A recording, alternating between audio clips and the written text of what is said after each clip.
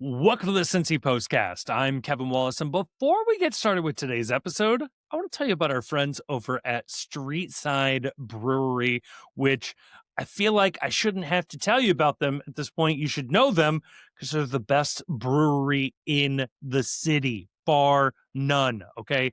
Located in the Columbia-Tusculum neighborhood, east side of Cincinnati. They've got some really good stuff going on over there. Delicious beers, delicious food, super friendly staff, great environment, and I've mentioned this before, I will continue to mention it. They have some really cool events. In fact, I'm looking at my browser right here. $10 Tuesday pint nights. This is something that they've done in the past. They're doing it again this year. Tuesdays, $10. You get a pint of beer and a nice pint glass to go with it. January 24th, it is the East End and Columbia-Tusculum Caribbean Cruise, okay? You don't want to miss that. So good stuff going on over at Streetside. Go check them out. They are dear, dear friends of ours, and if you haven't done so already, go pick up a 4-pack at a local gas station. You will enjoy what you grab there. So huge thank you to Streetside for sponsoring this, so many other episodes of the Postcast. And on today's episode, we're in the off season, folks, but this is officially the last episode before the team reports back to Milford. That's right. The pitchers and catchers, the players are reporting for preseason duty. This is an exciting time. We've got some news going on. Luca Orishano, we officially say goodbye. There are new coaches coming into FC Cincinnati. We take a look at that preseason schedule. What exactly is the FC getting themselves into? We touch on all of that and so much more. Put it all together. You got yourselves one of the final truly dark days of the off-season Postcasts.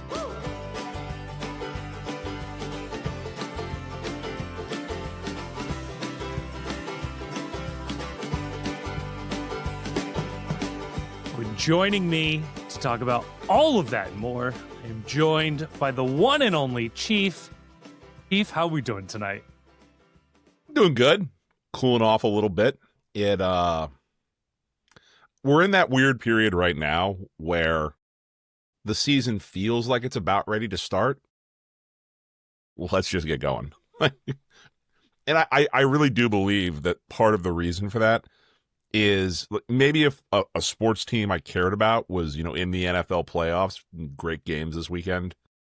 Every game, I think, coming down to like the last minute, shows you why the sport is king in this country.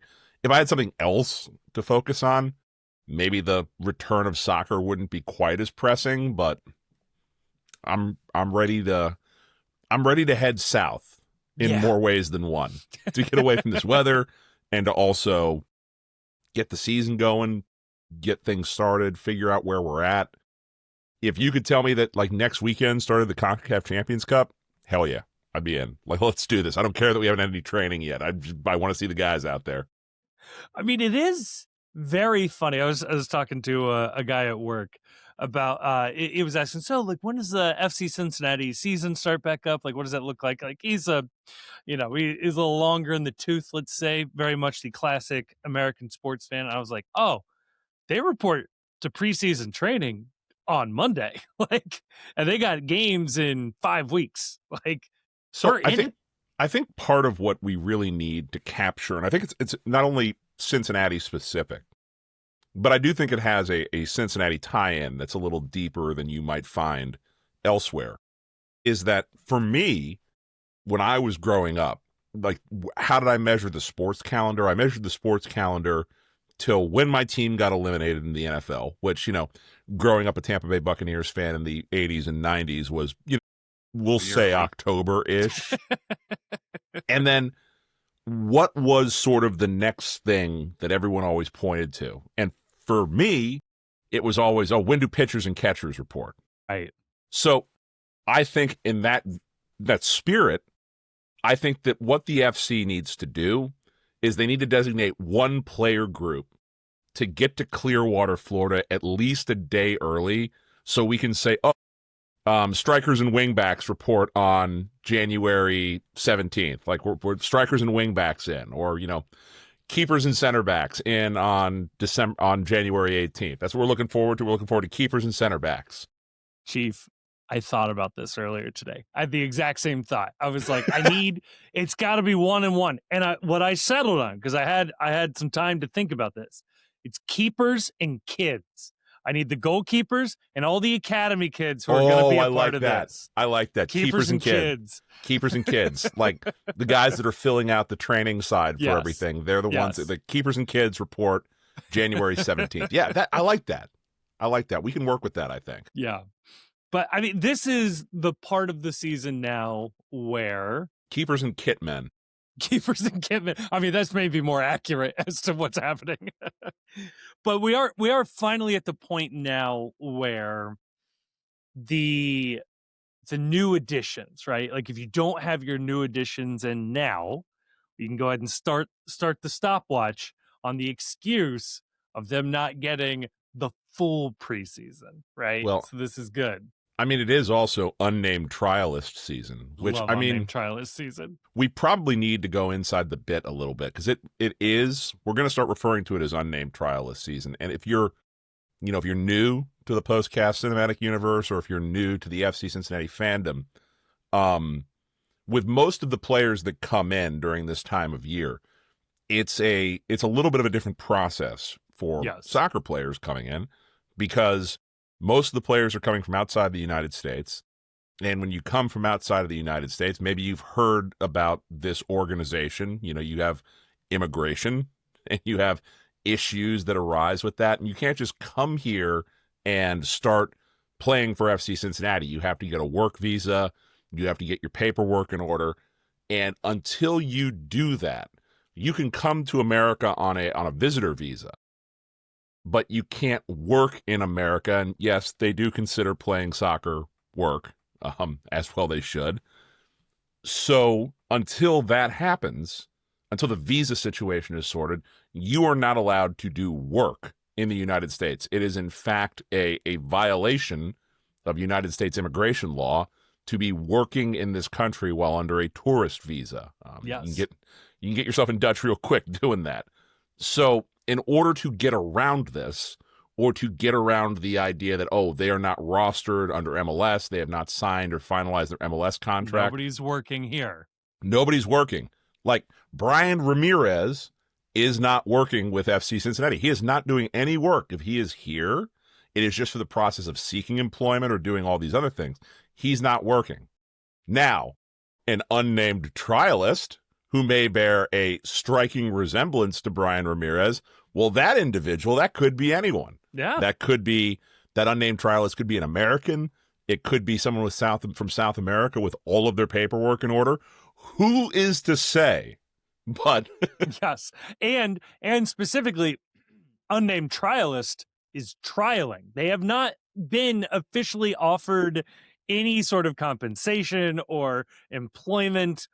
They are merely a fit individual nearby the training center that has been allowed to come inside the gate to help make up numbers as they run five-a-sides. Like there are, we don't know. And when you are trialing with FC Cincinnati, if this is going to work, it doesn't matter if you're Santi Arias and who has been featured on some of the biggest clubs in the world. Like you still got to try out for FC Cincinnati. And until we sign that contract and we have dotted every I and crossed every T on our visa applications and all that sort of thing, well, of course we wouldn't be having him actually do any work. That would be illegal. And there's one thing we want to do here at FC Cincinnati, and that is to follow the law. Absolutely. Comply, and nothing bad will happen. Now, folks may remember this. You have to take your mind back to a brief moment in time, the year of 2020, but pre-pandemic. It was a very narrow window of time you get to work with. Excuse me.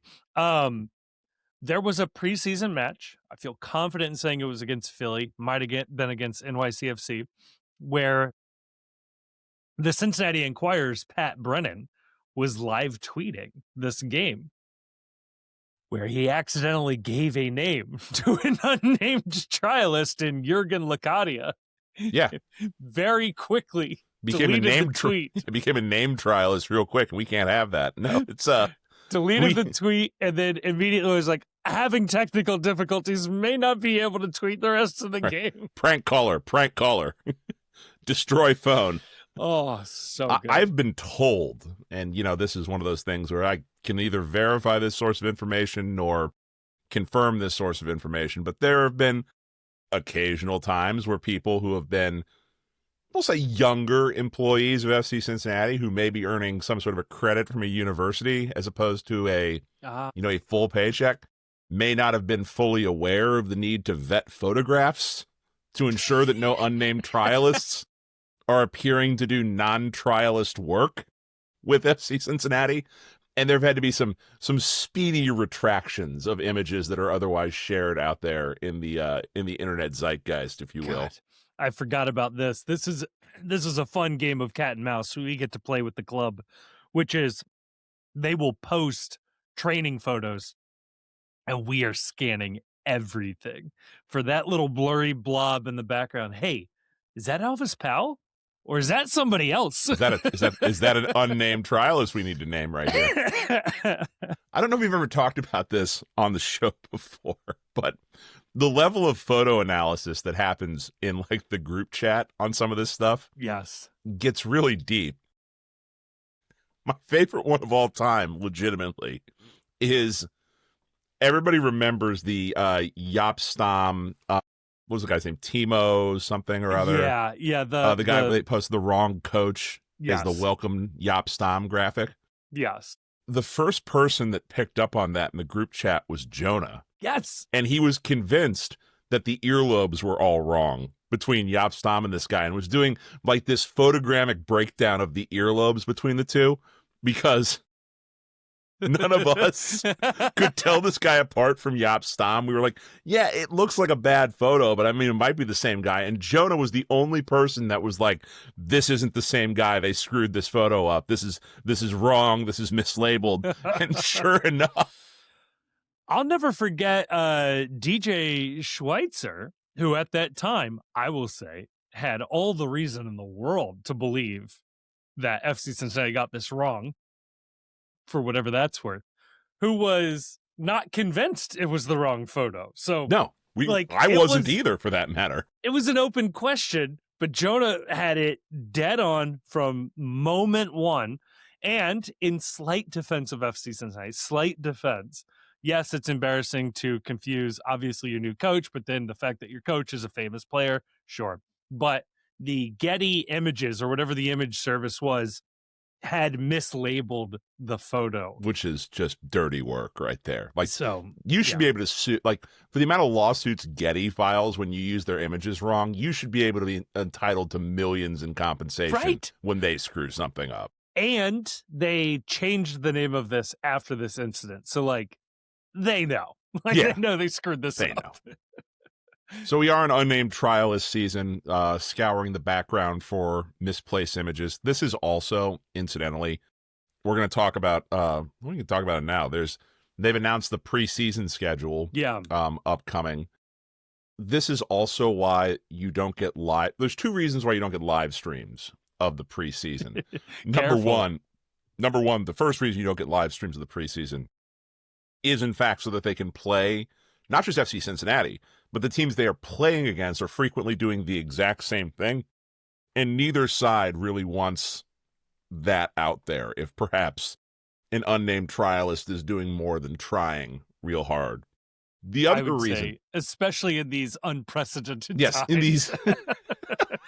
these, nobody wants a traffic stop immediately after the game and somebody to be asked to produce papers. We don't need that in Clearwater. That's just not. They got the Scientology thing going on. They don't need bad PR for something else, too. The other reason why you don't get live streams beyond that is also that if you have ever watched a preseason live stream of preseason soccer, and look, you have. I have too. We've all been there. We're all sickos. It's fine. You're among friends. But people will say, just send Carter out there with a cell phone and just have him film it. Okay, all right, fine. I get it.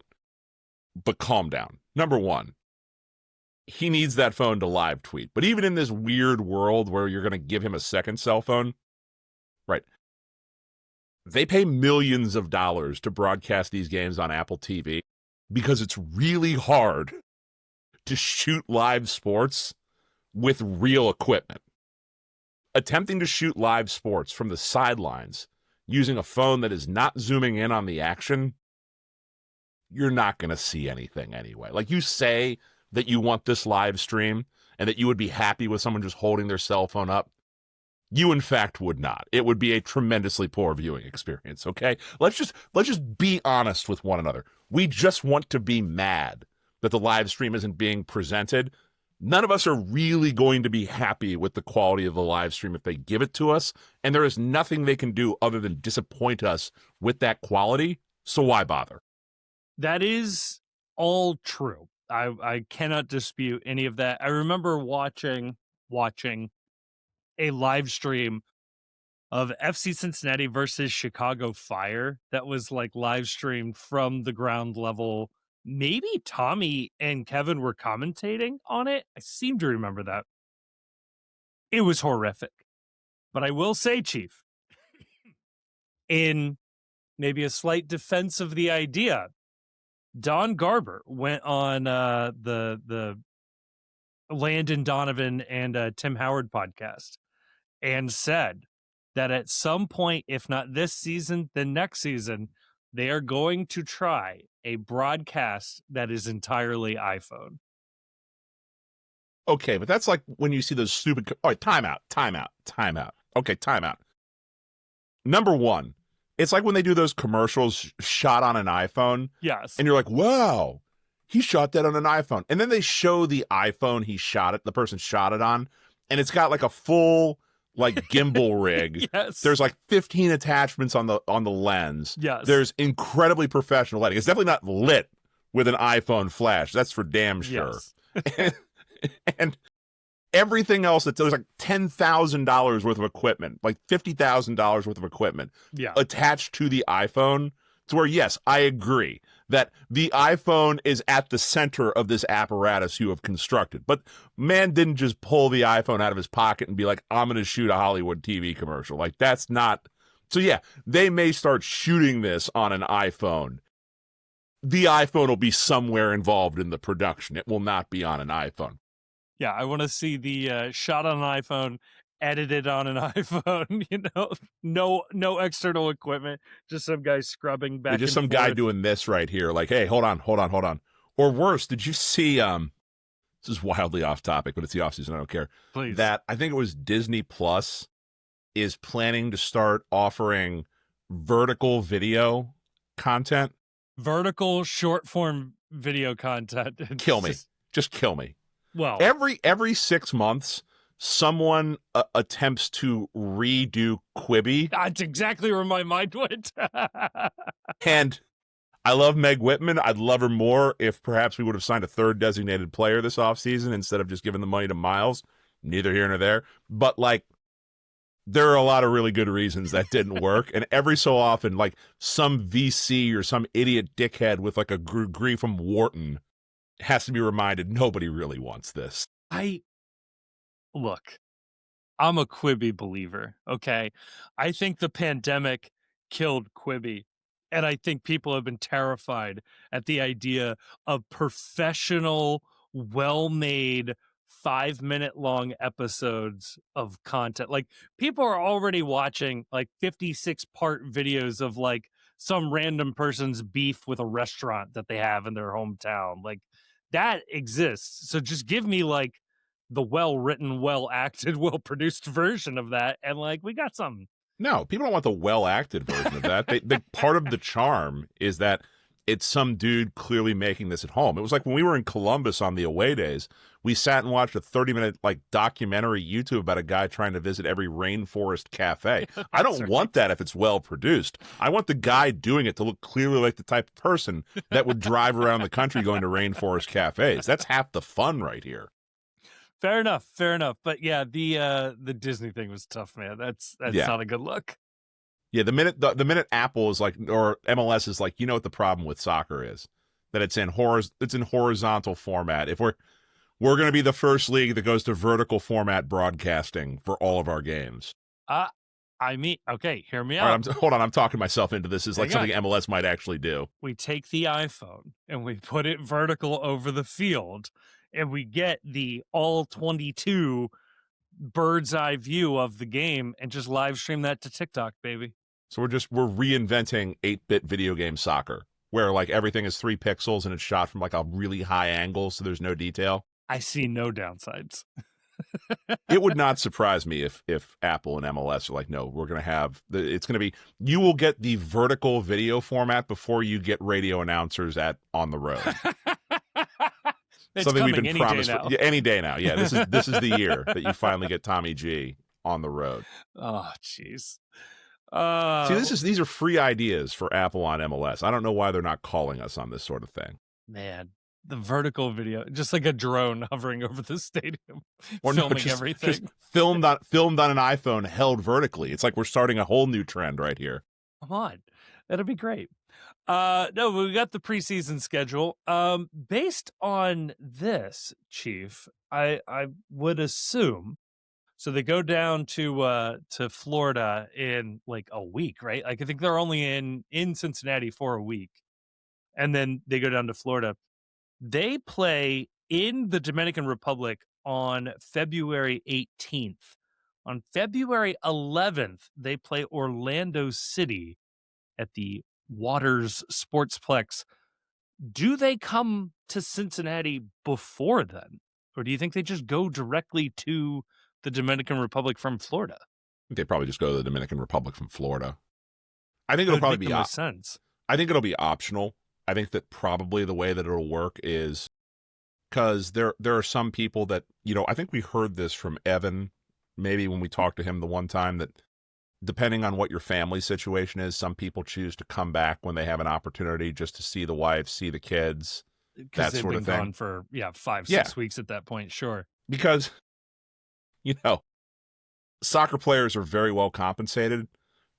They're not MLB, NFL, NBA compensated, where you can afford like the au pair and all the people that are helping out at home. Like, that's a struggle. Yeah. For one of the two parents to be away that long, depending on the age and number of children that happen to be in said households. So I think that there will be some players that go directly. I think there'll be other players that come back to the 513, check in at home, maybe attempt to do some things to avoid a divorce happening while they're away for that long. Fair enough. Yeah. The preseason schedule, was there anything that stood out to you about that other than that? I mean, the same thing that stuck out to you. Yeah. We're not playing the Philadelphia Union. Oh, wait, no. It was the Detroit City matchup. Wow. Blast from the past. Exciting stuff. All right. Where does the Detroit City Open Cup game rank for you in the annals of must-win FC Cincinnati games in history? Because I've still got it as top 3 must-win games. Now, there are some must-win games they didn't win. Like that Columbus Crew Eastern Conference Finals. That was a must-win game that went kind of, sideways on them. Pretty high up there, yeah. Famously. The Miami Open Cup semifinal. Miami Open Cup, yeah, that was a must-win game that sort of, I'll be controversial on this. If I had to rank them, beating DCFC, that was a bigger must-win game in the 2022? No, it was we were in an MLS at that point. It would have been 2018. Open Cup? Yeah. 2018. I still maintain that was more of a must-win game than the Miami game in the playoffs this year. I got over losing to Miami pretty quick. I don't know that I would have come back to the fandom if they would have lost to Detroit City in the Open Cup. It would have been tough. There's a similar moment in 2019, actually, that I think a lot of people have put out of their minds. I think that's fine. 18, we played Louisville in the Open Cup. We were in MLS. They were in USL. It took us until late into extra time to win that game. That, like, losing to your rival the year you got promoted in the Open Cup would have been real tough. I think that's a real tough pill to swallow. But that Detroit City game. So we actually were asked this recently in the Discord. So I think it is probably worth sort of reliving some of the history here. People can go back and look at this online. There's YouTube videos of this. And for the large extent, they still sort of carry themselves this way. But Detroit City, back in those days, were in the 4th division. They were fully an amateur team, and they had the NPSL, the National Premier Soccer League, which yes. Is important to add to this story. Yes. Was also the same league that a predecessor, or not even a predecessor, a previous attempt to bring pro soccer to Cincinnati, the Cincinnati Saints, Yes. were part of. But continue, Kevin. Yes, and the Saints and Detroit City had a nice little rivalry. So when the Saints went away, I mean, for whatever the NPSL rivalry was worth, but when that went away, there was some weird animosity there. So that starts this off. When FC Cincinnati was first announced in 2016, 2015 into 2016, Detroit City fans on Twitter were to FC Cincinnati fans, mocking them for not supporting the Saints, for not supporting soccer previously, for making fun of the team for being, this fake money thing that is not community driven, all of these things, right? And Detroit City fans are like the beloved punk rock fans Well, no, of lower beloved division soccer.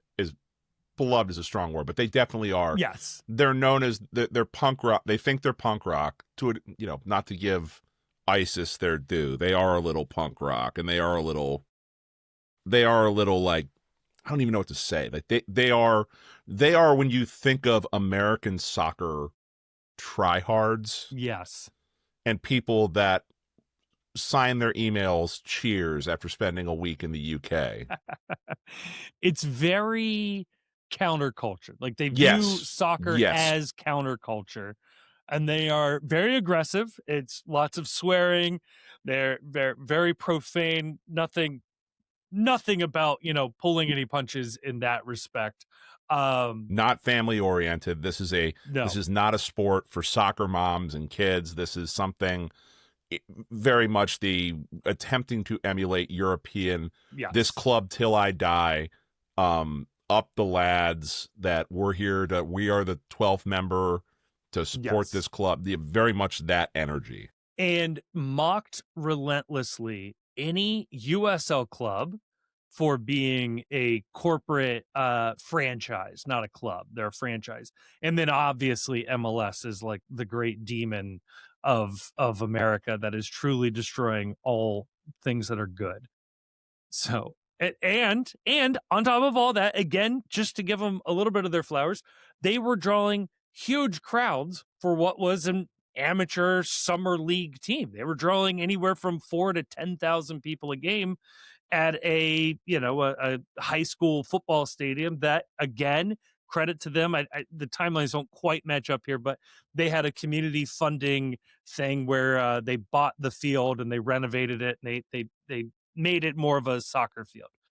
All of that builds up to 2018, where we play them in the Open Cup.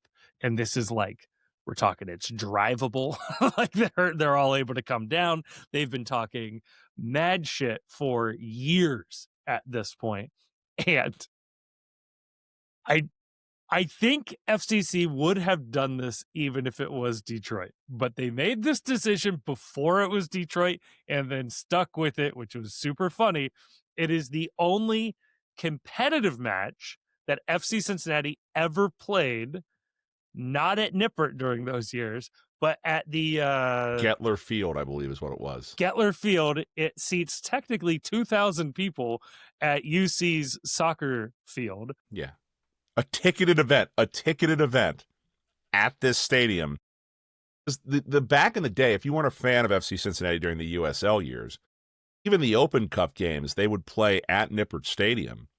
Capacity back in those days, they had the upper deck tarped off, but it was still close to I don't know, 20,000, 25,000 people was capacity. They had Yeah. a lot of tarps up to herd the crowd in. But for Detroit, they were thinking, oh, we're going to be able to, well, this is a chance for us to show off and Yeah. bring our show on the road. It's a 4-hour drive. This is this plastic USL team. I think at that point, I think we were already into MLS, or the announcement was. The I think the announcement announcement was soon. was after soon, this. or it had already happened. Yeah, like, I forget the exact timeline, but yeah, we're right in that yeah. point where like Nashville had got invited and maybe Miami had been invited. And yeah, I think we were right in I, there. Yeah, I got to fact check the timeline at some point, but I think we were in, because the Okay. Open Cup happens like May, June, something like that. Like it's and if I remember correctly, the MLS announcement was pretty early in the year that year. Like we knew we were in. We were on the famous short road or short runway to MLS because we jumped Nashville going into MLS, but they got the spot before we did. Oh, that was annoying. Yeah. Oh God, that was awful. Do you remember like that Cincinnati TV stations, who now don't cover the club, sent reporters down to cover Nashville's MLS announcement just to ask Don Garber, like, when is Cincinnati getting it? Yes. I remember when Channel 12 sent a truck to meet Don Garber at Lunkin. Yeah. And they missed him.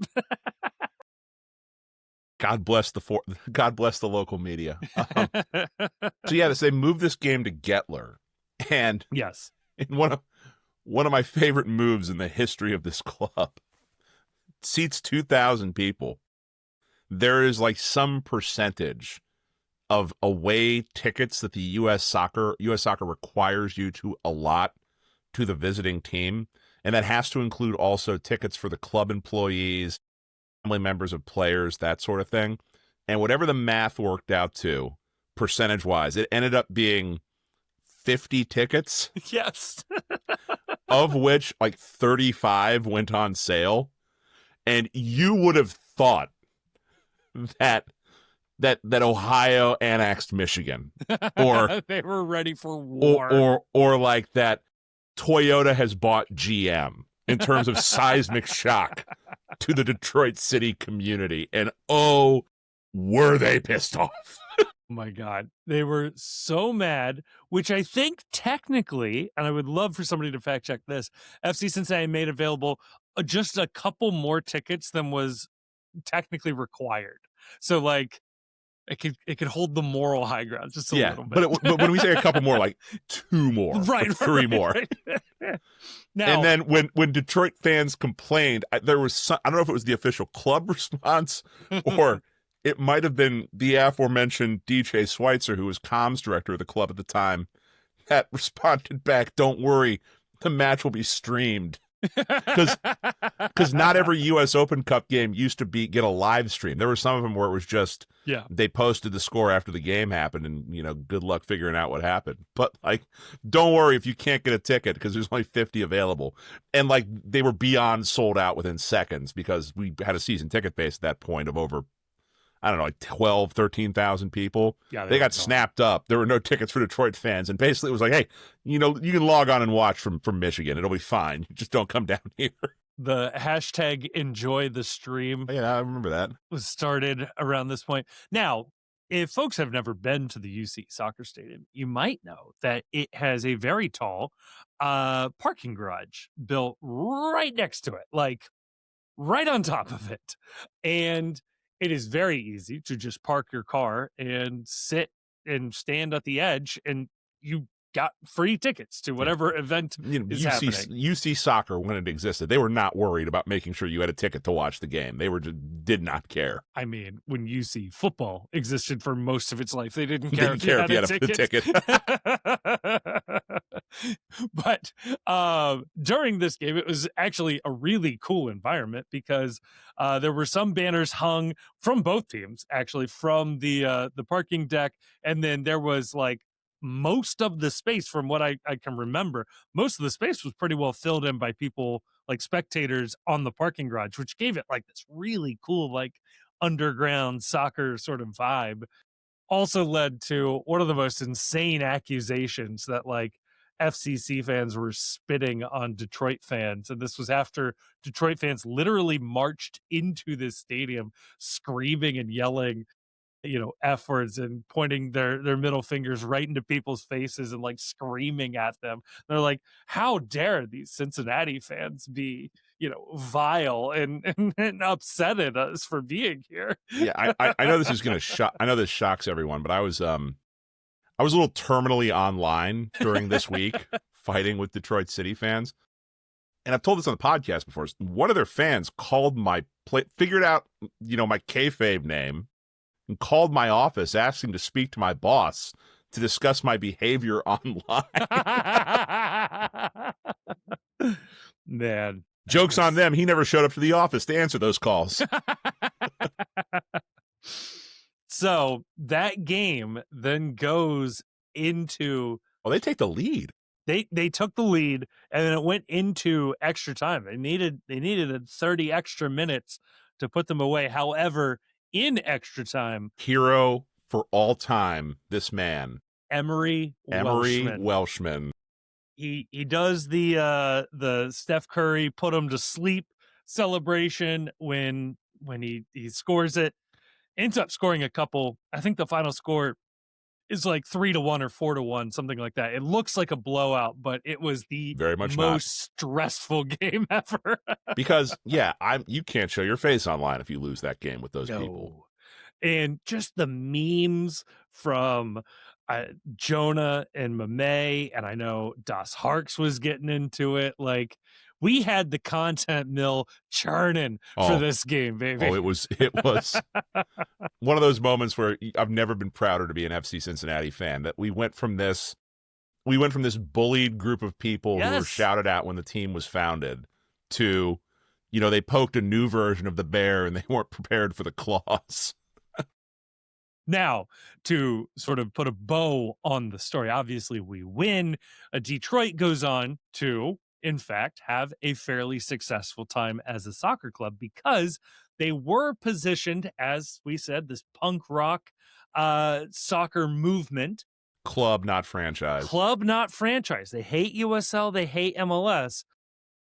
Who then sold a mysterious, 40% stake in the team to a unknown benefactor who gave them both the cash on hand and the deep pockets of a now majority owner that allows them to then meet the requirements to move to the USL Championship, which they did, and where they play today. They are a franchise of USL with, I think the guy came forward and he's like a car dealer or something like that. Yeah, like, it wasn't nefarious. It wasn't, I was really hoping it was, the Little Caesars guy or something like that. That or the Ford family. Yeah, they were trying to like backdoor their way into an MLS franchise. But yeah, so they now are the villain that they tried really hard not to be. And it's really funny. And now it's in a really full circle moment. I don't care if we win this preseason game or not. Although I did think, and we'll go inside the bit here a little bit. Yeah. I did suggest it was pointed out to us this week by our Twitter admin that Kevin lost a bet earlier in the year where he in fact bet Grayson that the Columbus Crew would not make the MLS Cup playoffs as presented by Audi, as discussed by the Post Cincy. Grayson had agreed to reveal himself on camera if Crew missed the playoffs. Kevin agreed that if the Crew made the playoffs, he would stream him to a 12-hour I Show Speed style live stream, which, Kevin, are you in fact going to pay up on this bet? I am going to pay up on this bet. Okay, so before you discuss how you're going to pay up on this, you don't have to announce that now. No. But yeah, you don't have to announce that now. I had made the suggestion in the group chat. Yes. That it would be very funny, very funny, if we got Kevin down to Clearwater, Florida, to do his live stream at the preseason game. Yes. But not show the game, just have the camera pointed at Kevin the entire time, reacting to whatever it is that's happening, and just see the chat, just turn the camera around. I want to see what's going on. Can't do that. I have to be on the live stream the entire time. I can't leave the camera. I gotta pay up the bet, guys. Come on. I get to watch the game. You don't. It's like an ultimate troll move. Oh, I just like really freak people out. Be like, oh my God, Denke's hurt. Oh my God, this doesn't look good. Non-contact. No, I was going to say I don't have a plan yet for the live stream, but I have ideas of a plan. I have So concepts of a plan. Concepts of a plan will be in the hands of the generals before the season starts. There we go. Sad we couldn't pull off the Detroit know. City thing, but I know. schedules are a mofo. Do we think? Yeah, no. Can we get you down to the Dominican Republic? You know, I didn't Monterey? talk about this, but I was about an hour away from O&M. Oh yeah, O&M college in the Did you go and Dominican pay Republic. cash to learn to start some classes there? Pay the I cashier? did, actually. Nice. I'm taking a project management class. There you go. Cool. Good for you. Nothing on my end. Dang. So yeah, Chief, there's one other thing I just want to throw out there. The graphic for the preseason schedule, ripples of water. Another river kit? A puddle kit? A puddle kit. We retire the cream jerseys, right? So it's not going to be another blue kit. I don't think we do 2 blue kits. If we're going Barry Bonds theme, it'll be a clear kit this time. He didn't know, though. He didn't know it was steroids. It's all right. It happens. Yeah, every so often. You're just injecting yourself with stuff. Yeah, just applying the topical cream, man. It could be icy hot for all I know. How do I know my forehead's getting bigger? Would they do a dark blue kit in a light blue kit? That doesn't seem likely. I don't think so. I would imagine. And again, I haven't seen the kit. I haven't even asked to see the kit. I don't even know if they'd show it to me at this point. Probably not. I wouldn't show me these sorts of things either. Yeah, fair enough. I would guess that it will probably be something in an orange. Go back to an orange again for the away. It would not surprise me to be something that was more pattern based, because like a lot of teams around the league are doing that. We seem to have enjoyed the sash look for our home kits now. Our away kits really don't have any kind of a theme to them. So I think that it's all probably fair game at this point. I think it's so stupid they don't reveal this way earlier so people can buy them and have them in hand for game 1, week 1, match 1, whatever it is. Like this is not some state secret. There is no reason why you can't announce the kit design and have them on shelves before Christmas, or even if they're not ready in production, which is nonsense. They've had these designed for months now, if not years. Right, correct. There's no reason why you can't just drop this on Monday and just, here's the kit. We know you're probably gonna buy it. Yes. You know what? I was thinking about this though, Chief. With the move to the summer schedule, they will have to fix this problem. Long sleeves? Well, potentially that, but like the kit will have to be announced sometime before the season starts. In the summer. Like in the summer, like in that like 1 month window. I mean, maybe not. Maybe not. For all we know, that they'll keep the schedule and change kits over the winter break, and they'll wear them, and you'll change kits midway through the year. They might actually do that. I mean, from a business standpoint, that's a great idea, because if a player is on your roster, you might have to buy like your favorite player's jersey in the old kit and your favorite player's jersey in the new kit, even though he's on the team only for 1 year total. You get 2 kit purchases out of somebody. Oh my God, they're gonna do that. Yeah. Business metrics. I was thinking. All right. Vertical video filmed on an iPhone. Yep. Kit release mid-season to sell more kits. Obviously. I am just pumping money-making ideas out for MLS right now. Like, this is... Why wouldn't you want to sign this show up and put us on, the Apple TV right here? they seem to love the idea of producing their own content. So They love it. Oh, trust me. Like I was at the gym the other day watching, and FanDuel TV was on in the locker room. Dude, we are doing FanDuel TV right yeah, no, the video quality's better. They had some dude that was on there wearing headphones the size of 1980s Walkman. Bad video, and it's just two people talking about the Cleveland Cavaliers. Like, this is awful television. How do you do this? Well, respect to them. I think that's going bankrupt. Yeah. So. Like all things, we're just way too late to the grift. Yeah, the all of the MLB teams pulled out of their regional sports networks, and so which, I mean, the Apple TV deal better and better by the day, because if they had gone just about any other way, if they'd have tried to re-up the old model of national TV games on ESPN, each individual team still selling their broadcast rights. I mean, a lot of these teams, the Crew, I think, were on whatever the equivalent of FanDuel Sports Network was, or whatever they call Bally Sports, whatever the hell it was. Yeah, they've changed their names a couple of times now, but yeah, absolutely, Crew were on that. They spent like a year or two on like the Spectrum One equivalent up in Columbus, but only available to Spectrum subscribers. So yeah, very weird. Yeah, like everybody was losing money on that. So if you're the Cincinnati Reds and you're FC Cincinnati, do you have a conversation to say, hey, can we get both these teams on Apple TV? Just for the sake of your West Side parents. Yes. And trying to figure all this out. Like, hey, like you don't need to get the MLB.TV app. Just get the Apple app. It's already the one you use to watch Ted Lasso and the Shrinking, because you watch Harrison Ford even though he's 100 years old.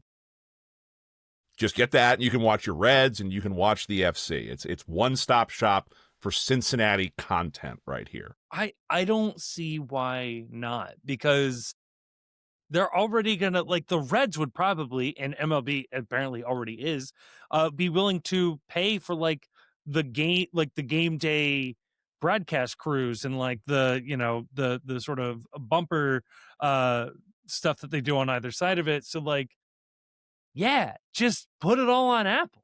Like, it doesn't matter. I mean, they're filming it anyway. Just find somebody to broadcast. I think the Guardians are on FanDuel as well. So, Sign them up. Then you have the Crew, FC Cincinnati, and all of the Ohio's baseball teams all on one channel. If in any city where there's an overlap between MLS and a team that's losing its RSN, that makes way too much sense to me. MLB already is on Apple.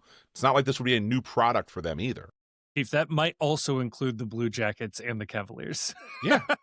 You'd have everything. Yeah, you look down, it's like Apple TV, trending, new shows, Ohio. And you just click the Ohio button, and there's all your Ohio content.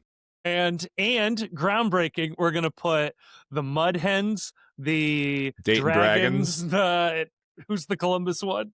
The Columbus Clippers, yeah. Put the Cyclones on there too. What the hell? Yeah. Well, what is it? The Toledo Walleye. Walleye and the Lake Monsters, something like that. They used to be the Cleveland Lumberjacks back in the day. Yeah, there's a Cleveland, like Lake Monsters one too. The Burning Rivers. We can make this happen. Put the whole Mac on Apple. Come on. Mac, Apple. Come on. What are we doing here? What are we doing here? Chief, that's the third idea. Buy a Mac, watch the Mac. Come, every Mac comes with the Mac. I mean, come on, dude. Come on. Yeah. These are $1,000 ideas right here that Apple is turning down. These are $1,000 ideas. Tens of dollars being dozens left on the and table. Dozens of dollars. Oh my God, Chief. There's honestly not that much else. What's going on with Brian Ramirez? Is he signed yet? Brian Ramirez has not signed, although he is giving interviews, and his club president is giving interviews that he gone. He's off to Cincinnati. So I feel very confident saying Brian Ramirez is going to be a member of the FC Cincinnati traveling delegation, either in name or in unnamed trialist name for the Yes. Clearwater trip. I would keep an eye on unnamed trialist being of roughly Brian Ramirez shape in the next week or so. And with Ramirez coming in, how much more business is this for this club to do? I know you did a update to your Yeah. FC Cincinnati spreadsheet of doom, showing exactly what we have left to spend and what we can do. I know you posted that in the Discord. Where do you have this club at right now with your math? And what is our, let's say, availability in terms of roster space and spend in order to make additions to this club? Yeah. So I've made a couple of tweaks here and there. I may actually just post this on the website for people to play around with on their own. But I made some changes to this to maybe help people understand a little bit more about like how I come up with these numbers. There's a bunch of assumptions that you have to make when doing this. However, the top line number I have is that FC Cincinnati has, give or take, $3 million of budget space to play with, and give or take 3 senior roster spots available and 1 supplemental roster spot that would be of roughly the Kyle Smith, Nick Hagland, or last year Brian Anunga, Brad Smith type player. So you've got about 4 spots, $3 million. The supplemental player, that spot I would expect to be open deep into the season. That's what they did last year with like signing Kai Kamara late, Brad Smith late. I think you leave yourself some flexibility. Also on that spot right now is Kenji Momodem. He still takes up an international spot, as far as I know.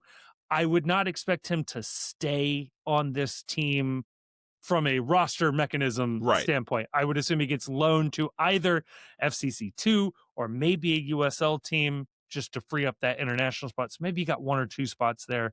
But yeah, 3 senior roster spots and about $3 million to work with. And that's not counting Brian Ramirez, right? So Brian Ramirez will occupy one of those senior roster spots, or are you counting him? I've counted Brian Ramirez, so for the sake of the math here, and people can criticize this, I'm saying a $3 million transfer fee and a salary of $650,000 a year. Sounds about right.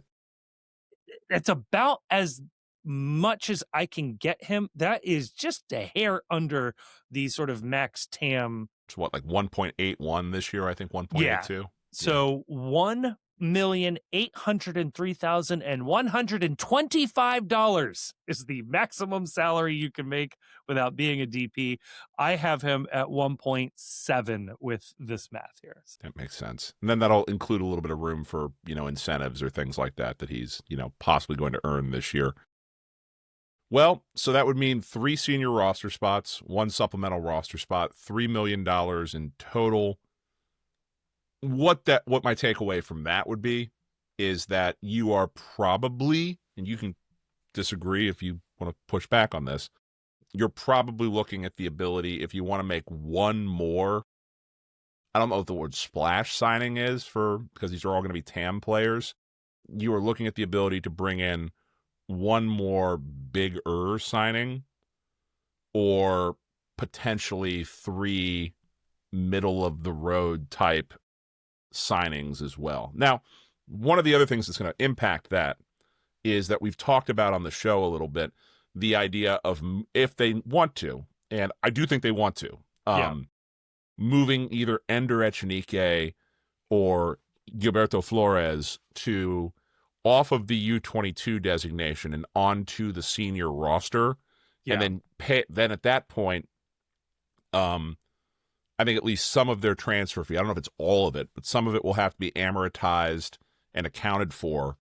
The good news is I think Ender's transfer fee was only like $550,000, $600,000. Yeah. And I don't think he's making much more than $300,000, $400,000. So you could move Ender to one of those senior roster spots. It would leave you with 2. His budget hit would then be at, I don't know, I have the numbers for you. Oh, tell me more. Ender Echenique, as a U22 right now, his budget charge is $200,000. That's capped, whatever. I have his transfer fee at $640,000 and his salary at $324,000. That's how much he made last year. That makes his total budget charge $516,000, But which is to say, he's already on 200,000. So really the only increase would be 300,000 to move him to the senior roster. So you could open a U22 spot and then have 2.7 million to spend on your 2 remaining senior roster spots, but also 2.5 million because you'd have to budget 200,000 for Yep. the U22. Yep. So 2.5 million for 2 additional roster spots, for 2 senior roster spots. But then you've got a U22 spot open where, as we've said, and if you're following along, your U22, you can pay $1 as a transfer fee, you can pay $100 million as a transfer fee, as long as you can make the salary numbers fit under the U22 designation, which I think is they have to make less than, what, 800,000? yeah, less than $803,125. Right. Yeah, in case you don't know, the max TAM number is calculated as the max amount that you can make without having to use GAM or TAM to pay more, plus Yes. $1 million. You can only make $1 million more than what the max salary charge is and still be considered a non-designated player. And where the number comes from is that it is 12% of a team's salary cap, and the salary cap increases every year, so that number increases every year. And that's dictated by the collective bargaining agreement. So we know already what that number is going to be yearly, except we know they're going to tear all this up in the middle of the summer. So yeah, sometime over the next 12 months, I would expect, if not a new CBA, a heavily modified CBA, right. to at least account for some of this. And also, if MLS is telling everybody that they're getting a big old chunk of money for doing all this, the players are going to want a little piece of that too. Yeah. So.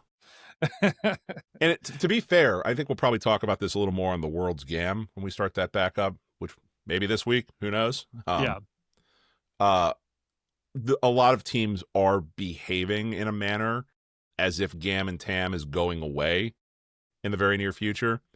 And part of the discourse around Inter Miami seems to suggest that as well. And we've heard through some I think, reputable channels that the max GAM conversion is also gone. That you are now allowed to, it used to be you could convert up to 3 million in transfers per year. So 3 million that you make on a transfer out, you can convert to GAM spend that. I think it's now 3 million a transaction is what they're doing this year. So that old game that you used to play of, okay, we've already maxed out our GAM conversion on Alvaro Barreal, so we just sold Luca Orishano. Are you factoring this into your transfer, by the way, this idea? So I am not. I have capped us hard at $3 million in GAM via transfer. Oh, so it might actually be higher, closer to 6 million right now. We could, if that change does in fact happen, we could have that. I've also not accounted for any GAM that we might have acquired via like incentives hitting on guys that have left, like we had the rights to Thomas Muller. I don't know exactly where Santos and Baird stand, if we might have gotten a little extra GAM for that. I haven't accounted for any of that yet. Long story short, there is some terrorist chatter out there that now every sale you can make up to $3 million in GAM conversion. And the most logical explanation for that is that what would make a lot of sense now would be to say, okay, we've already sold Barreal. We've taken a max GAM conversion on that. If we sell Luca Orishano, which they just said goodbye to Luca, I think today they made it official. They're going to take a GAM. They would be able to take a GAM conversion on that, but they're already maxed out this year. So that's where you hear people saying, well, what you really want is you want that, don't pay us until next year so that next year we can have that money hit the books as a $3 million conversion next year. Well, if that's all going away, it would make sense for the rules to change this year of, hey, you sell a player, get the money, buy a player. Like we're not going to mess with this anymore after this year. And they really let the genie out of the bottle as soon as GAM didn't expire. Like, it used to be that you had to use GAM within a certain calendar year or else it went away. It was like literally use it or lose it. And now that they're allowing teams to roll it over, well, now it doesn't really make sense to do that. Or you almost encourage like sandbagging in a way of like, oh, well, we're going to make our sale here, not do anything next year, make our sale there, and we're going to roll 6, 7, $8 million a game into the following year, and all of a sudden we're loaded. Nobody else is going to be able to compete with us, and we're going to acquire all the talent. Blah blah Yeah, blah. we're going to You use don't it want to this year. We're going encourage to that. buy 4 players. We're going to pay their entire transfer fee so that they all Yep. hit as TAM players with low salary Yeah. budgets. Yeah. Yeah, good The sooner stuff. all this goes away, the better. Just Yeah. get rid of it. I mean, the easiest way to do this is your designated players are 3, maybe 4, maybe 5 guys where the transfer fee doesn't count against the budget charge. And then everything else is just in like a $20 million, $25 million salary cap. Build it however you want, but that's how I would do it. Super easy. But alas, we don't have that. But yeah, I would say they've got like maybe one decent sized move overseas, not including a U22 in them, or a couple of in league moves. So you could definitely make a move for like say $1 million GAM trade to somebody. Especially if that they have extra money from this Orishano sale. Yeah, that changes things significantly. If there's an extra $1 million coming in, give or take from Or the 2 or Orishano 3. trade, yeah. Now you've got $3 million ish, $2.5 million to fill 2 roster spots in a U22. Psh, that could be fun. Yeah. I mean, but the other thing too to keep in mind is there's an obvious need with Ramirez signed that, your wingbacks in theory now. And now I've now moved to the point, and I think we're in agreement on this. I do not expect a formation change now. At least not to start. Maybe they find Jesus halfway through the season. But it looks like they are building a roster to continue running a back 3 with 2 wingbacks, 3 in the midfield, and 2 attackers up top. If they are not doing that, they have certainly not given any hints based on the type and profile of player they are acquiring that they're going to do something different. So with Ramirez in, you've got your back 3 already built. It's going to be some combination of Miles Robinson, Matt Miazga, Teenage Hadebe, and Nick Hagland. It's going to be some combination of those players will be your back 3. Brian Ramirez and Ender NDK look to be your wingbacks. Your midfield looks to be some combination of Pavel Buka, Evander, and either Sammy Guidi or Obi. And your strikers look to be Kevin Denke and someone else. What I say that for is that there's not a lot of players where it's like, okay, it makes a lot of sense to upgrade here. Or spots to upgrade. Yeah, at least like in terms of salary and, what more you can do with that position. There's not a lot of space to go and upgrade that spot.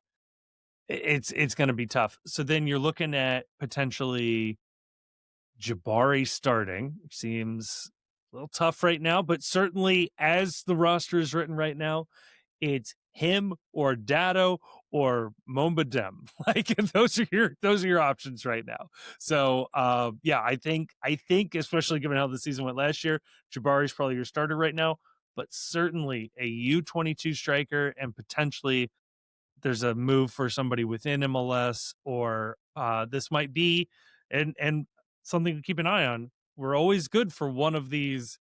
How the hell did Chris Albright pull this loan off? Crazy loan type situation. Yeah. So maybe a loan for a striker. We're on a heater. We had last year was Lucas Engel. Yep. The year before that was Luke Orishano. The year before that was Yerson Mosquera. So this is now 3 years running.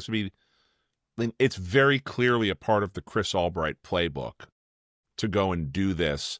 And this is kind of a year it would make sense if you can find that loan in, because you're expecting that it might be more flexible. It might be more flexibility to bring players in with whatever the salary changes are, especially ahead of the sprint season in 2027. So yeah, I don't know. Of those players that I just listed off that we think are right now, that's our starting 11 going into the start of the year. Which spot would you say is most likely to be a target for upgrading? So take away the second striker. We know somebody has to come in there. I was going to say, that's the obvious one, yeah. That's the obvious one. But if you're talking about that they have room to add, potentially one impact player in addition to Brian Ramirez, or maybe one impact player and a U22, is there anyone on that list that you would say keep an eye on that they might actually not be someone who is so locked on after a new acquisition comes in? I mean, potentially one of the center backs. I only say that because you've got Haglund, who's currently on the supplemental roster. He was there 2 years ago. Last year, he was back onto the senior roster. He's now this year back onto the supplemental roster. That was already pre-explained given the contract extension and whatever else he signed a couple of years ago. And Teenage Hidabi's on a very large number, and something that we had expected and could still very easily happen is for him to sign a new deal that gives him more years in exchange for a little less money now. Maybe there's a spot somewhere else in the back line to fill in, to maybe not immediately be the starter, but to push for starting role. We still don't know exactly what Matt Miazga is going to bring coming back. Or if he's going to be here, if he wants a new deal, whether he'll report without a new deal. We've talked about him being an option to trade. I don't know exactly how valuable he is within MLS. I don't know how valuable he is overseas. Maybe there's a market for him. Maybe there are offers and they're just not matching what FCC wants. I don't know. But I could see somebody on the back line being beat out this preseason by a new acquisition. Yeah. Yeah, that's compelling. And I don't disagree. I think that if you find a move for Matt Miazga, all of a sudden, there becomes more of a need there. And also a move for Matt Miazga will also free up more money and another senior roster spot if indeed that happens. So the more you mention it, the more you talk about it, it feels like we have a ton of center backs on the roster. It would not surprise me if they do get another center back. Now, if Matt signs some sort of an extension or there's something that's worked out there, then maybe. But as far as I can tell, they've got Matt this year and no more. They've got Teenage this year and no more. So maybe the other spot I would watch. What are you thinking? Maybe Ender Echenike. A little bit. I thought he looked good. Yeah. This is not me criticizing Ender Echenike. It's just that he is not on a number that is so big that he is a must-play player. And it would not surprise me, given his age, his experience level, if you can go out there and you can get another wingback, maybe one of these players like a lone player like we had with Luka, maybe you can then transition Ender into a role where he is coming off the bench at like the 65th or 70th minute and is offering a change of pace and extra speed against a team that has already chased or run for the majority of the game. I'm on record as saying I think that as a strategy has been kind of nullified by the addition of the 5-sub rule. It was a bigger deal when you only could refresh 3 players, and you usually kept one held back until very late in case there was an injury. You can put fresh legs on the field a little bit more readily now, but he has such game-changing speed that I could see a scenario where the team looks at that and thinks we like that off the bench a little more than we like allowing that to happen, 70, 80 minutes a game. Yeah, I think that tracks. With the Kyle Smith acquisition, I think he is suddenly like the number 2 for both the wingbacks and probably all the center backs. Like he's the depth option for all of those. But then that means that primarily on that right side, you have Alvis Powell as the other option there. Yeah, maybe you do look at another option there. Also, keep in mind, FC Cincinnati last year was more than happy to deploy Ender as a striker. And so maybe there's a situation where another wingback comes in, but Ender ends up winning the starting role next to Denke. I don't know, but there's more options there for sure. What they don't have this year, and I think that they didn't have it for a lot of last year, so it didn't matter. They don't have the Yuya Kubo on the bench now where he is everybody's backup, so they are going to need to be a little more intentional about ensuring that there is someone ready to step into just about every role. They've got that covered in the midfield for the most part, where every position has a like-for-like substitute between Evander and Dotto, Guidi and Obi, and Anunga, or Guidi and Obi/Buka and Anunga for Obi primarily. You've got center back depth. You don't have a ton of striker depth right now, so you're probably going to want to bring somebody in, I would imagine, with one of those spots that can help out at that. But wing back is another place where we could use a little more depth, I would say. Especially with how important it is. We saw it last year when Orishano struggled, this team struggled. And when Ender came in and was on fire, this team suddenly looked much better. And so we live and we die by these wingbacks. So yeah, you especially bringing in Ramirez, he should pan out. On paper, he looks like a clear upgrade over Orishano. I'm excited about that. But we hope it's a lot of hope for a new guy, and Ender, a very young guy that you want to make sure that those positions are shored up and maybe pull a couple of lottery tickets to have behind them. See if you don't hit on one or two of them. Never hurts. That's for damn sure. No, I mean, hell, we got lucky with Assad a couple of years ago that needed that. Again, lottery pick. Yeah. So I guess the last big thing to talk about, and this is something that we'd been waiting for most of the offseason, and that is that FC Cincinnati made official the latest addition to the technical staff, to Pat Noonan's inner circle and coaching staff. Brett Utley will be the Dominic Kinnear replacement.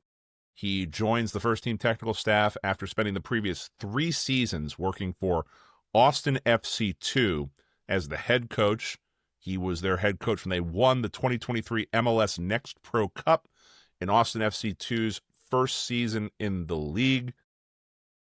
Kevin, I asked this as a 2-part question.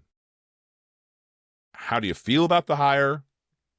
And really, what were we expecting out of this hire? Because I got into this, and my first reaction. Yeah. Go ahead. Let me answer those 2 questions, and I'll fill in where I'm at on this. Well, I mean, so here's the funny thing, right? Is I don't have a good.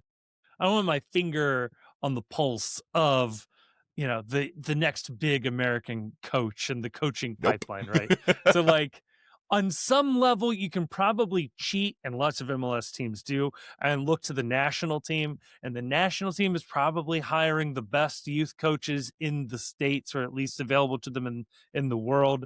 And we've seen that any number of times where successful youth managers for the U.S. national team end up transitioning over to the MLS side. And San Diego showed that can be a super successful model to follow. Other teams have had, let's say, mixed results, but it's certainly a path.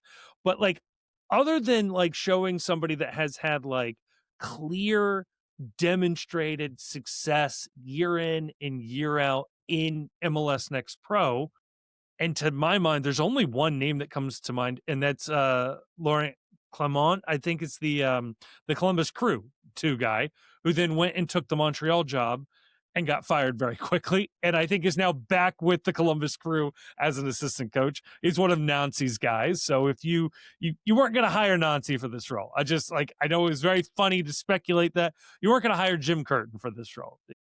At the end of the day, it's again, it's very similar to the NFL or even coaching or college coaches, where you're not going to hire the next hot guy to be the replacement offensive coordinator, because you're just hiring your replacement at that point. You'd never want the head coach in waiting to be the young, hungry guy as your offensive coordinator. I don't know about that. I think it depends. Depends on how entrenched you are. I think that's fair. That's fair. There's certainly a spot for it. A Jay Gruden on Marvin Lewis's staff, or Mike Zimmer, guys that they expected to move on. Yeah. I'm noting that 2 of the past 3 offensive coordinators for my team, Tampa, were head coaches in the playoffs this year. Yes. They both lost, which good. Fuck them for being disloyal and leaving for better opportunities and more money. but noticing. Noticing. So But I say that to say I don't have a good measure of this, but I trust Albright and Noonan in so much that if they like him, I have to like him until I see otherwise. Yeah. The funny thing is that so the obvious way we've been projecting this is we've been projecting this as this is, hiring of an offensive coordinator. This is someone where Albright says in his press conference to end the season that we're looking to refresh FC Cincinnati. It had gotten stale. We need some new ideas. They fired Dominic Kinnear. And what everyone has said in this process was, okay, everybody collaborates, but Dom was more with the offense, and Kenny Arena was more working on the defense for this team. In the NFL, because all of these people are so high profile, because the league is a 10,000-pound ton monster that subsumes all of sports discourse in this country. You know who the good offenses are, you know what they do, and if you say, my team is looking for an offensive coordinator, my team is looking for an offensive coordinator right now, and who are they interviewing? Well, we're interviewing Brian Callahan, who was a terrible head coach of the Titans, but Cincinnati fans would know, did a pretty good job with Joe Burrow in the offense when he was here. And it's like, okay, you can go through and you can say, okay, I've seen what this team that he worked for looks like. This is the sort of offense I would kind of like my team to have. It all sort of transitions and flows. Even if it's not an offensive coordinator from another team. Oh, he was a quarterbacks coach under Sean McVay. I'm betting he worked under Kyle Shanahan. I'm betting he knows how to call plays. All right. Yeah. That's a little harder. Not a little harder. That is a lot harder in soccer, where, especially if you're the coach of the Austin FC2 team, where you can say, okay, was he successful as a coach there? Well, yeah, he won MLS Next Pro 2023. That looks great. Cool. Is that his system? Or is he being instructed to do something that reflects the boss's system to get these players ready for whatever it is that's next in the organization? I don't know the answer to that question. Maybe it's his brilliance. Maybe it's a system that's employed. Maybe the system that's employed there is not the one he would choose to run if he had the opportunity to design a system. And then all of that is against the backdrop of ultimately Pat Noonan is still in charge of this team. So you're not hiring someone unless there has been a meeting that we are not aware of, and that would be very odd given what we know about the Albright-Noonan working relationship of, we are bringing this person in and you are to listen to him on running the system, and you are to do what he says, and we're running his system. And if you don't do this, you're fired. I don't think that's happening here. So it's also got to be someone where, hey, we saw you at the bar and we like your vibe. There's got to be a little bit of that too with Kenny and Pat, that this is a guy they can work with or who has ideas that seem to fit the other thing this team wants to do. So that's a really long-winded way of saying, I have no clue if this is a good hire or not. It seems like they had a pretty exhaustive process to try and identify someone. Yeah. I don't know. We'll see. I think one thing that should give fans, I guess, a little bit of hope is that he does not appear to be from a very tight circle network that is related to all of the other guys. Like, he didn't come from Philadelphia Union, wasn't working with them previously, or didn't work necessarily with all of these guys at the national team. That, like, he does appear to be an outside voice coming in, and I think that's ultimately a good thing. And yeah, I mean, just some fresh ideas, just somebody to tweak things, or ideally somebody who showed in an interview or two that he could identify what was wrong with FC Cincinnati last year and has some ideas on how to fix it. So worked for a lot of good organizations too. Like, he comes out of the Seattle Sounders organization, spent some time at Inter Miami, which, again, not to hand it to ISIS, they kind of do know what they're doing. They recruit well, both with the senior team and also with the kids, and so they good to have that on the resume for sure. And yeah, you know who should be really happy about this, Kevin? Who's that? The I'm gonna refer to them as the Dado Gang or the Dado Mafia. You've Dado's old coach. You have hired a guy who has familiarity with him, but also a guy that has youth team experience. And if it comes to filling out a team sheet, ultimately that's Pat Noonan's call. But if there is a guy in the room who is very familiar with working with younger players, I'm going to guess he probably relates to the younger players probably a little better than Dom Kinnear does. Just throwing it out there. Maybe Dom was hip with it. Maybe Dom, maybe he, no cap, 6'7". Maybe he was all about that he was, trading tips over, Roblox games or whatever. I just think that, perhaps this is an avenue for maybe some younger players to have a coach on the staff that is more relatable and also someone that has been more recently in a youth or MLS Next Pro structure to maybe understand a little better what is needed to make that transition from I'm showing out for the 2 team. How do I translate that to something where the coach and the technical staff trust me on match days to have better minutes, to have minutes for the senior team as well? I think that could be an unintended or maybe intended side bonus of getting a person that comes out of the developmental side of things versus a retread former head coach, which, like I said, no shade on Dom Kinnear. I think Dom Kinnear was very needed for what this team had to do coming out of the 2021 and the, Jaap Stam, Gerard Nijkamp debacle. I think that we're in a different position now, and I think that this makes a lot of sense. Yeah. I'm excited to see if we can identify the changes, the tweaks that are happening, and to see a nicer play on the field. And I guess they get started with that in a couple of hours. I would love to know just, obviously you're not going to get him to say, yeah, I watched last year, it was shit, and he's not going to say that. Number one, he's talking about his current boss now at this point. Don't say that. Don't say that out loud. Think that. Yeah. That's the quiet part that stays quiet. Yes. But having said that, I would be interested to hear what, I think you can phrase it in the way of, what do you believe you will be able to bring to this team to help this team reach the next level? And I think you get the same answer, just with a little bit more of a positive connotation on things and a positive spin. Yeah. Yeah. What was this team missing without you? Right. Where do you see the most room for growth on this team? How do you feel about bad XG? Does Pat Noonan suck? Yeah. You're with us that he's holding Dado Valenzuela back, or you're with them, I should say, that he's holding back. Yeah, let's be real. You here. almost joined our ranks. I'm not. I will not. If nominated, I will not run. If elected, I will not serve. Well, Chief, I don't know that we have anything else to touch on. I think we've tapped out the FC Cincinnati keg. That's about it. Thank you to everyone who has upped their donation on the Patreon tier. Sincerely, from the bottom of my heart.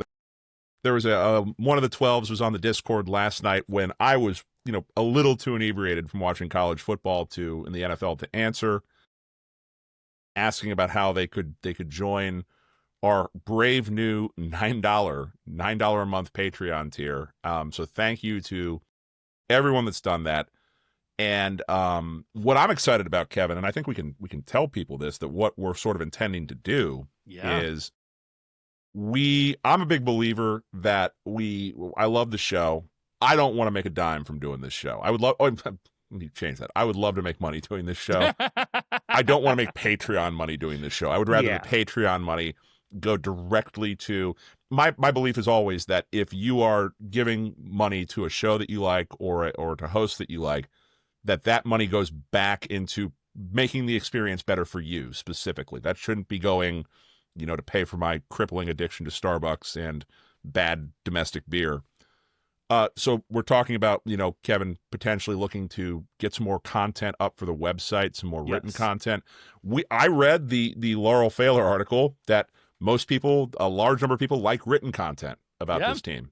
And let's do it. Yeah. So, and I'm also a big believer. I think people should be paid to write. I don't like this idea of soliciting free contributions from people. If you're going to give us quality content to give to people, if we think it's worthy of being read, you're certainly worthy of being paid for it. And we're hopeful that we're going to be able to do that to bring in like a couple of people as contributors, pay them for what they're worth, maybe get Damon some actual money for providing us our only That'd be nice. real official content.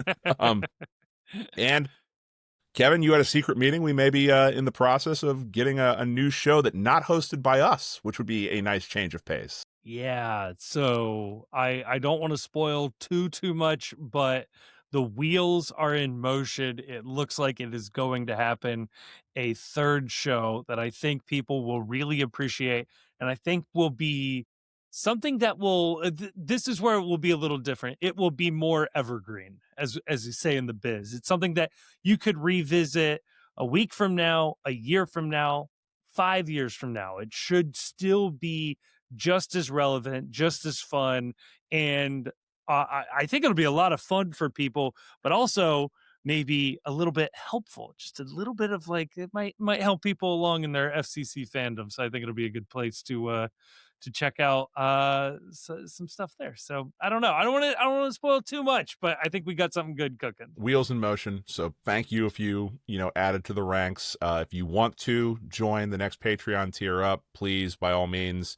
If you need help with that, we'll certainly help you give us more money. Believe me, there is nothing any business or any group loves more than no. We will help you make that donation. Don't worry about that. No. Yeah, you just click right here. Yeah. No, I'll share my screen. I'll show you how to do this on a Zoom call.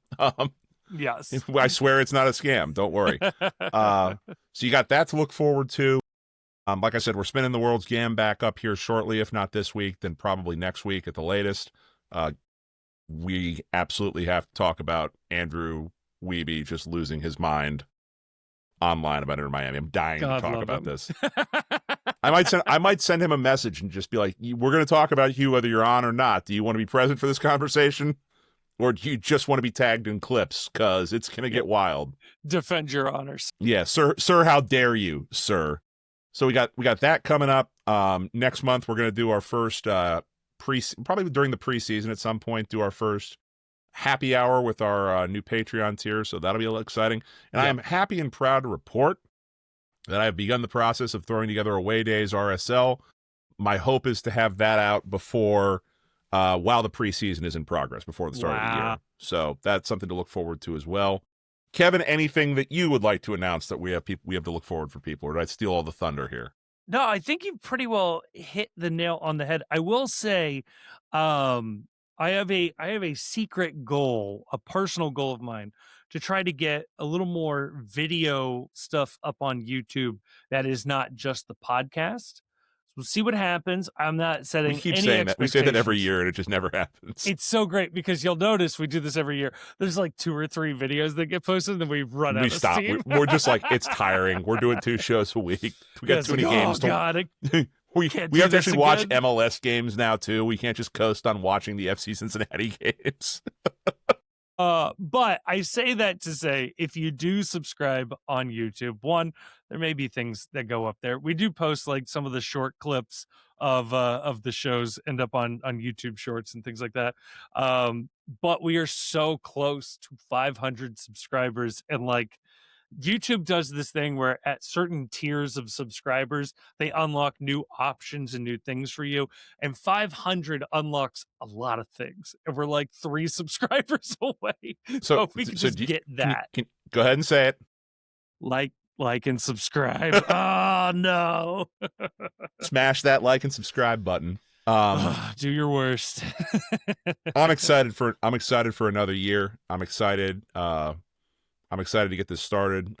Now that we're reporting for training camp and we've got a preseason schedule, it's starting to feel real. It's gonna be a fun year. And as always, fuck Columbus.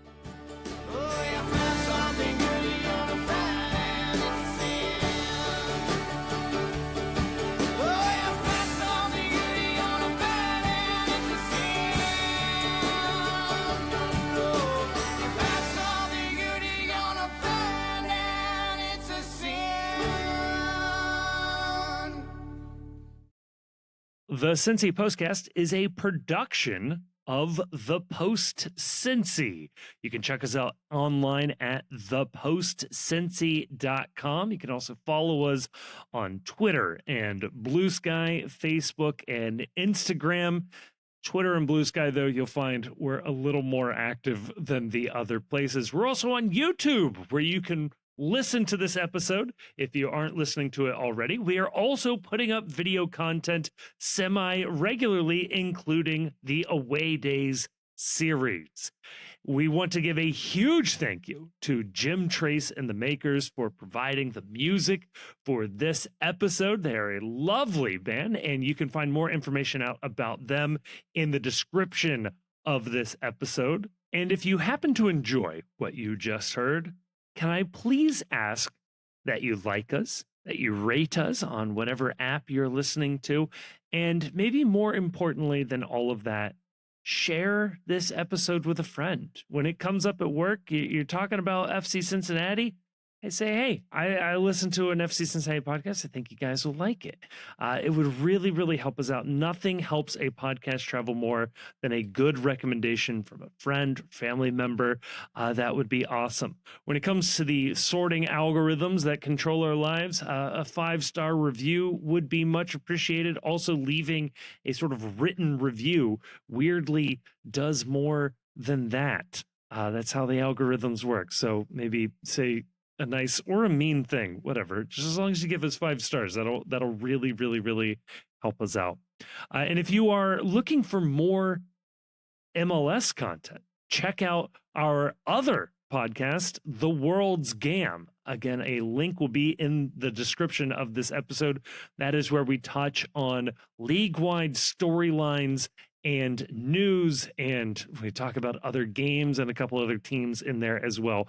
I think you will enjoy it if you are just dipping your toes into Major League Soccer.